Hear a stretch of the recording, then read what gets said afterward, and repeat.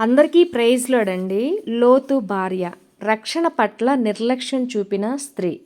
లోతు పరిశుద్ధ గ్రంథంలో నీతిమంతుడని పిలువబడ్డాడు. ఈ నీతిమంతుడైన లోతు కూడా భార్య పేరు మాత్రం పరిశుద్ధ గ్రంథం ఎక్కడనూ తెలుపలేదు. పేరు తెలుపబడని లోతు భార్య మనకు గొప్ప హెచ్చరిక.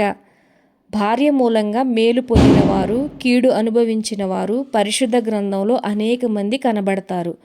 ఈ లోతు భార్య అయితే బుద్ధిహీనురాలైన భార్యగా మనకు కనబడుతుంది. బంధువుల విశ్వాసాన్ని పట్టించుకొని స్త్రీ. మొదటిగా కల్దీలను ఊరని పట్టణం నుండి దేవుడు అబ్రామును పిలిచినప్పుడు అబ్రాము తన తండ్రి అయిన తెరహును, తన భార్య అయిన శారాయి, తన సోదరుడి కుమారుడైన లోతును వెంటబెట్టుకొని హారాను చుట్టుకు వచ్చిరి. నిజానికి దేవుని పిలుపులో అబ్రాము తండ్రి తెరహు లేరు, లోతు కూడా లేడు. కానీ అబ్రాము యొక్క బంధుప్రీతి కారణంగా వారందరినీ తీసుకొని బయలుదేరాడు. హారానులో దేవుడు అబ్రాము తండ్రి మృతి పొందిన తరువాతే అబ్రామును దర్శించాడు.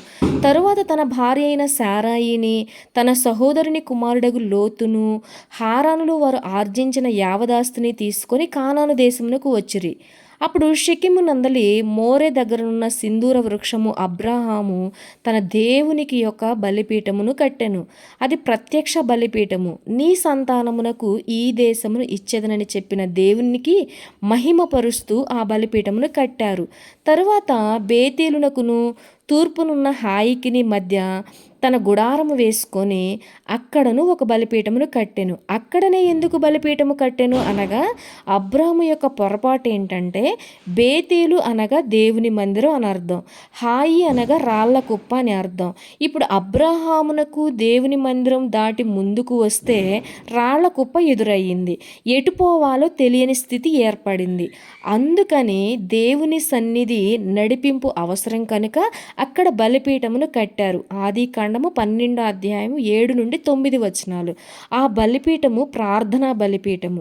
ఈ క్రమమంతటిలో ఎక్కడా కూడా అబ్రాము విశ్వాసానికి వెంబడించినట్లుగా లోతు గురించి కానీ లోతు భార్య గురించి కానీ వ్రాయబడలేదు. అయితే కరువులో అబ్రాము ఐగుప్తునకు వెళ్ళాడు. అక్కడి నుండి పశువులు దాసదాసీలను సంపదగా తెచ్చుకున్నారు. అబ్రాముతో లోతు కుటుంబం కలిసి కూడా జీవించడం వల్ల లోతు కూడా దీవించబడ్డాడు. వాళ్ళ సంపద ఎంత అభివృద్ధి పొందిందంటే వాళ్ళిద్దరూ కలిసి జీవించలేనంత విస్తారమైపోయింది. కనుక లోతు భార్య తన భర్తను వేరుండుటకు కొరకు ప్రోత్సహించి ఉంటుంది. తద్వారా వేరుపడడానికి మార్గములు కల్పించబడినవి. పశువుల కాపర్ల మధ్య కలహాలు పుట్టినప్పుడు అబ్రాము లోతు తనను విడిచి వేరుగా ఉండాలని కోరాడు. ఆది కాండము 13వ అధ్యాయం 8 నుండి 9 వరకు. అందుకు లోతు అభ్యంతరం ఏమీ చెప్పకుండా అంగీకరించాడు. వేరుండ కోరువాడు స్వేచ్ఛానుసారముగా నడుచువాడు అట్టివాడు లెస్సైన జ్ఞానమునకు విరోధి. సామెత 18:1. ఇక్కడ లోతు కానీ లోతు భార్య కానీ తాము ఎందువలన ఆశీర్వదించబడినారో గ్రహించలేకపోయారు. తమ ఆశీర్వాదానికి కారణం అబ్రాహాముతో సహవాసమేనని గుర్తించలేకపోయారు. ప్రియ సోదరి, మన విశ్వాసం ఎలా ఉన్నది, మన ఆశీర్వాదాలు ఎలా పొందుకుంటున్నాం, కారణం ఏమిటి, గుర్తిస్తున్నామా? నెక్స్ట్, రెండవదిగా ఆస్తిపాస్తులనే కోరుకున్న స్త్రీగా మనం చూస్తాం. రెండవదిగా ఆస్తిపాస్తులనే కోరుకున్న స్త్రీ లోతు భార్య. సాధారణంగా ప్రతి కుటుంబంలోనూ భర్త మీద భార్య ప్రభావం ఎంతో ఉంటుంది. భార్యను సంతోషపరచాలని పురుషుడు ప్రయత్నిస్తూ ఉంటాడు. ఇక్కడ లోతు కూడా అదే చేసి ఉంటాడు. అబ్రాము దయచేసి వేరుగా ఉండమని అడిగినప్పుడు లోతు భార్య తమ అభివృద్ధి ఎక్కడున్నదో తెలుసుకోలేక సొదొమ గొమొర్రాలను చూసి, అటువైపునున్న పచ్చిక బయళ్ళను చూసి ఆ ప్రాంతాన్ని కోరుకునేలాగా చేసింది. ఆది కాండము 13వ అధ్యాయం 10వ వచనంలో ప్రదేశము వారి కంటికి యెహోవా తోట వలెను ఐగుప్తు దేశము వలెను నీళ్లు పారు దేశమై కనపడింది. దూరపు కొండలు నునుపు అన్న లోక సామెతగా లోతు కుటుంబము సాగిపోయింది. కుటుంబము సరైన దారిలో నడవాలంటే తల్లి పాత్ర ఎంతో ప్రాముఖ్యమైనది. భర్తకు సరైన సలహాలు ఇస్తూ, బిడ్డలకు క్రమమైన జీవితాన్ని బోధిస్తూ, దేవుని యందు భయభక్తులతో కుటుంబం ఆశీర్వదించబడడానికి ఆ ఇంటి ఇల్లాలకు ఎంతో బాధ్యతాయుతమైన పని ఉంటుంది. కానీ లోతు భార్యలో ఇవేమీ లేనట్లుగా కనిపిస్తుంది. అబ్రాము లోతు వెళ్ళిన తరువాత ఆ దేశ సంచారము చేసి మమ్రే ఎదుట హెబ్రోనులో సింధూర వృక్ష వనములో దాగి యెహోవాకు బలిపీఠము కట్టగా, లోతు సొదొమ గొమొర్రా దగ్గర తన గుడారం మాత్రమే వేసుకొన్నాడు. అబ్రహాము హెబ్రోన్లో బలిపీఠము కట్టుట అనగా దేవునితో సహవాసమును కోరుకున్నాడని తెలుస్తుంది. కానీ లోతు కుటుంబము మొదట సొదొమ బయట గుడారం వేశారు 13:12లో. బయట కాపురం ఉన్న లోతు కుటుంబము క్రమంగా సొదొమ లోపలికి వెళ్ళాడు. సొదొమ మనుషులు దుష్టులను యెహోవా దృష్టికి బహుపాపులనై ఉన్నారు 13:13 అందువలన లోతు కుటుంబం ఎంత నష్టం పొందుకుంది అంటే 5 రాజుల చేత సొదొమ పట్టణం ఓడించబడి లోతు కుటుంబము చెరపట్టబడ్డారు. అది విని అబ్రహాము తన ఇంట పుట్టి అలవర్చబడిన 318 మంది వచ్చి ఆ రాజులను జయించి తరిమి లోతు కుటుంబాన్ని రక్షించాడు. 14:1-16 అప్పుడైనా ఆత్మీయ సహవాసం లేకపోవడం వల్ల తామెంత నష్టపోయారో తెలుసుకోలేకపోయారు. మళ్ళీ సొదొమ సహవాసాన్నే కోరుకున్నారు కానీ అబ్రహాము కుటుంబంతో సహవాసం కోరుకోలేదు. లోతు సొదొమ గవిని యొద్ద కూర్చోసాగాడు 19:1లో. నెక్స్ట్ మూడవది, ఆతిథ్యం తెలియని స్త్రీగా లోతు భార్యను చూడవచ్చు. ఆదికాండము 19 అధ్యాయాల్లో ఆతిథ్యం గురించి వ్రాయబడింది. ఎండవేళ విశ్రాంతి సమయమున ఇంటికి అతిథులు వచ్చినప్పుడు అబ్రహాము మాటకు విలువనిచ్చి ఎంతో ఓర్పుతో నేర్పుతో అతిథులు కి శారా రొట్టెలు మాంసమును సిద్ధపరచగా అబ్రహాము వారికి ఆతిథ్యం ఇచ్చాడు.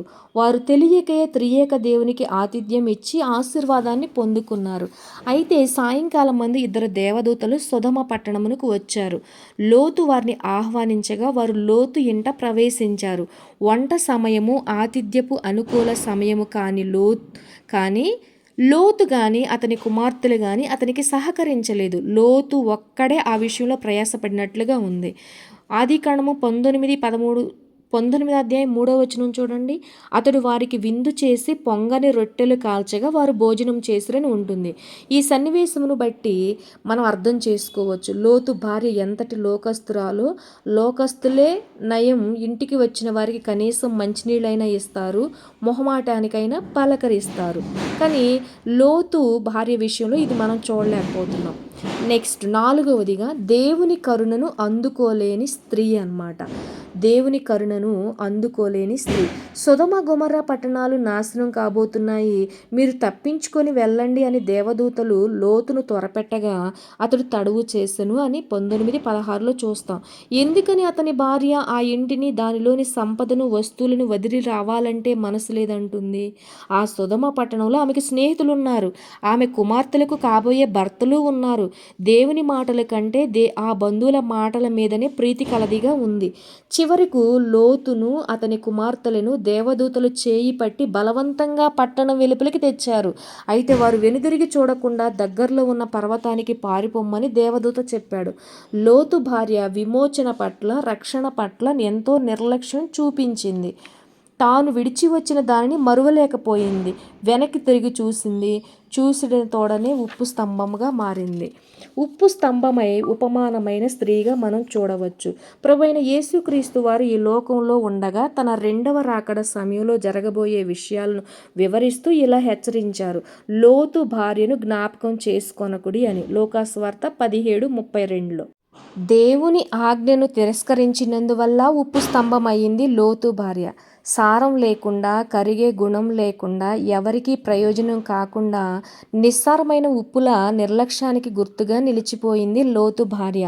సారం లేని ఉప్పు నిష్ప్రయోజనం. అది బయట పారవేయబడి మనుషుల చేత త్రొక్కబడుతుంది.